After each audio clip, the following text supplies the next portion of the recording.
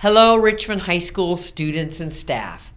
I'm here today to introduce President's Day, which is a federal holiday celebrated on the third Monday in February.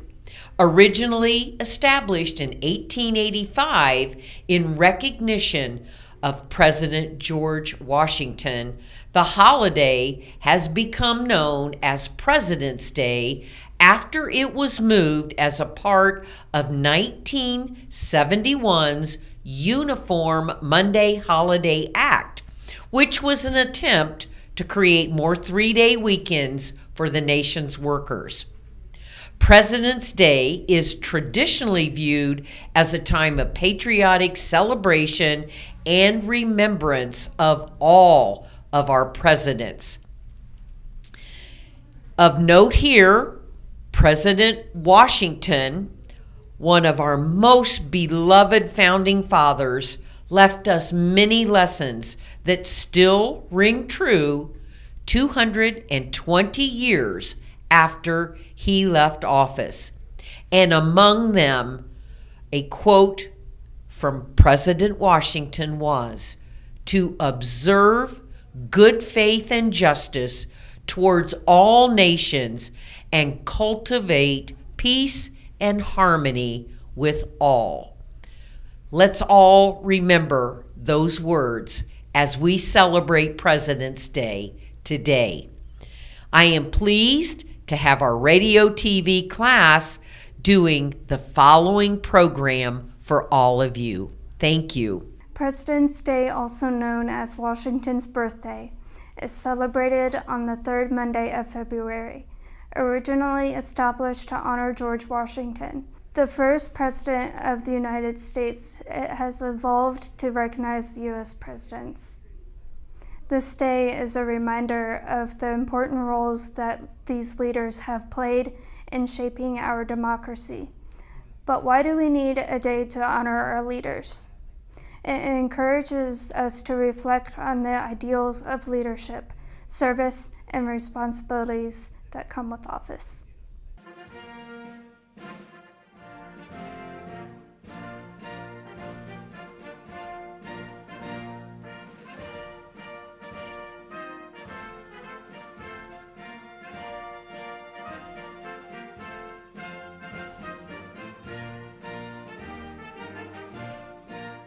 Now let's take a moment to highlight a few of the most influential presidents in U.S. history. As the first president, Washington set many precedents, including the tradition of a two-term limit. Lincoln preserved the Union during the Civil War and abolished slavery with the Emancipation Proclamation.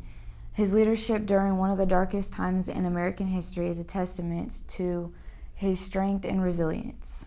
FDR led the country through the Great Depression and World War II, implementing the New Deal to help Americans in need. His fireside chats made him a relatable leader during tough times.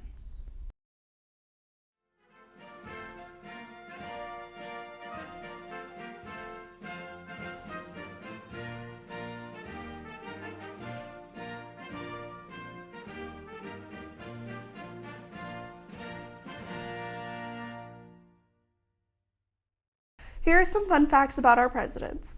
The youngest president to take office was Theodore Roosevelt at age 42.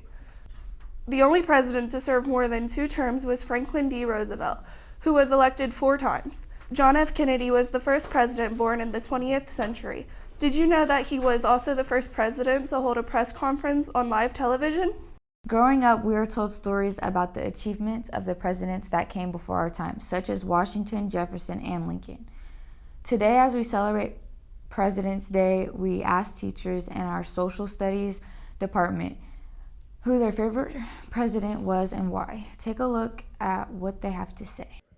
Hey besties, this is Miss Lewis, your local history teacher.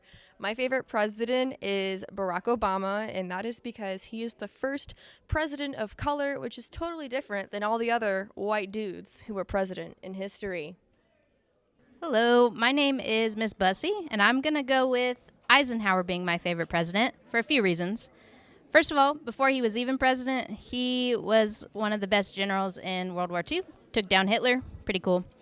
Second of all, as president, he really handled the Cold War pretty well, I think, in terms of the Korean War and not really escalating things with the Soviet Union or China. Did a pretty good job. He also put down the Red Scare at home pretty efficiently. He also passed the Interstate Highway Act, which I like driving fast, so I'm okay with that.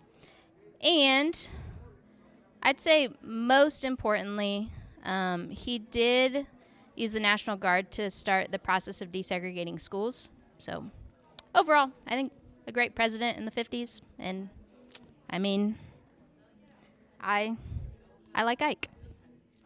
My favorite president is Jimmy Carter. He's sort of a controversial figure in history in terms of the quality of his presidency. A lot of people will say he was ineffective or that he didn't really accomplish very much. And while I do agree with that, that's pretty true. I think overall he's just a good guy, and I think we need to highlight that more in the presidency. So my favorite president would have to be Franklin Delano Roosevelt because of all he did during the Great Depression and a lot of his things he enacted during that time we still use today. So he's a lasting impression on America. My favorite president would be more than likely FDR. There's a bunch that I could choose from here, but I'll stick with FDR to start with. Mainly because, he was in charge of the country through like two of the most trying times in recent history, whether it was the Great Depression or World War II. He was the president for much of the Great Depression, all of World War II. He was elected to 4 consecutive terms. That just shows how popular he was with the American people. And that's something that's never gonna happen again because we've now passed a constitutional amendment to make sure that that doesn't happen again.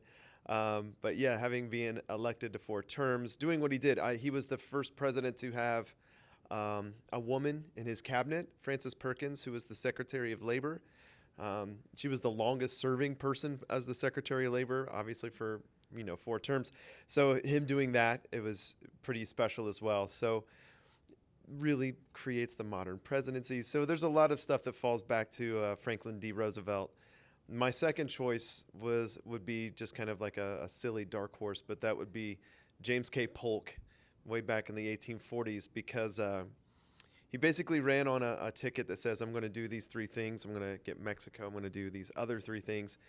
He did all 3 in his first term and then didn't run for a second term. So that was kind of like a mic drop president. But really, FDR, when it comes to the modern presidency, it's all shaped by him.